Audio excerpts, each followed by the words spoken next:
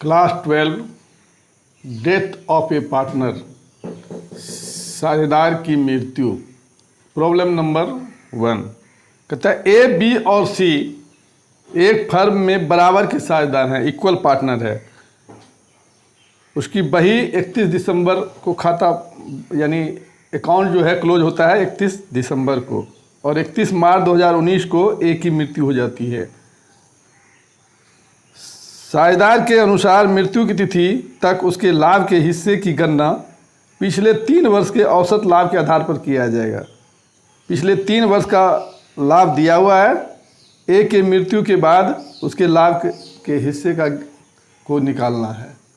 अब ए, बी, सी 3 पार्टनर है। ए, बी और सी ये इक्वली बांट रहा है, 1:1:1। खाता क्लोज करता है 31 दिसंबर में और 31 मार्च को ये डेथ करता है। 31 मार्च को डेथ कर जाता है। अब 1 जनवरी टू 31 मार्च 3 मंथ, 3 महीने का इसको ए को जो है प्रॉफिट चाहिए। तो इसका कैलकुलेशन बतलाता है कि 3 वर्ष के औसत लाभ के आधार पर निकाला जाएगा। तो 3 वर्ष का जो लाभ है, एवरेज प्रॉफिट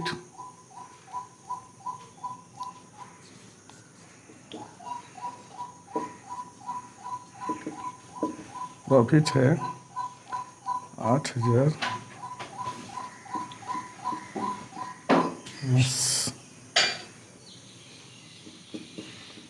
11,000 प्लस 17,000। ये 3 साल का प्रॉफिट दिया हुआ है, तीनों को जोड़ के 3 से भाग दे देंगे।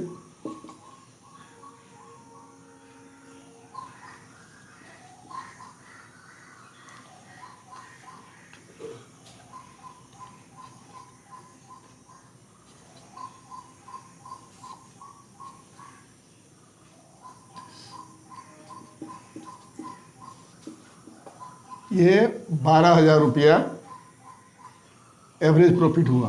अब 3 महीने का निकालेंगे।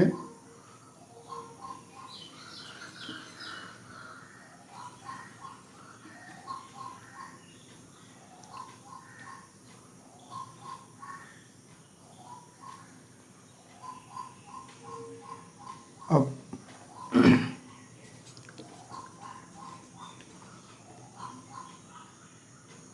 हो गया 12,000 गुना 3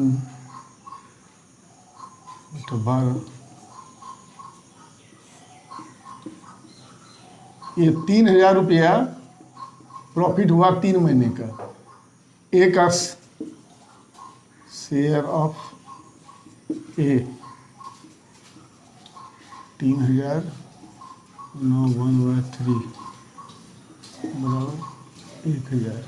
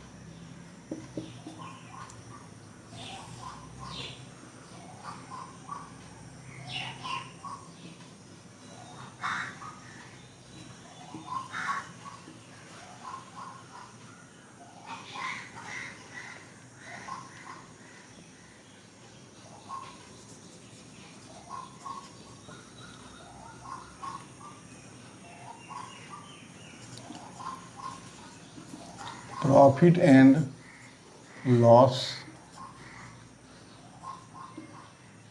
suspense account DR, profit and loss suspense account DR to as capital account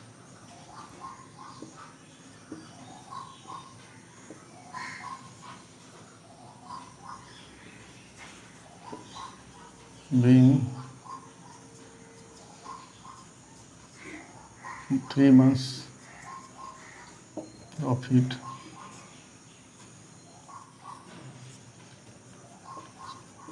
to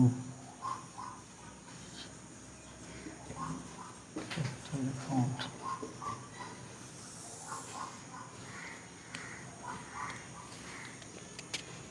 अब जो है देखिए ए बी सी 3 पार्टनर है, ओल्ड रेशियो है 1:1:1।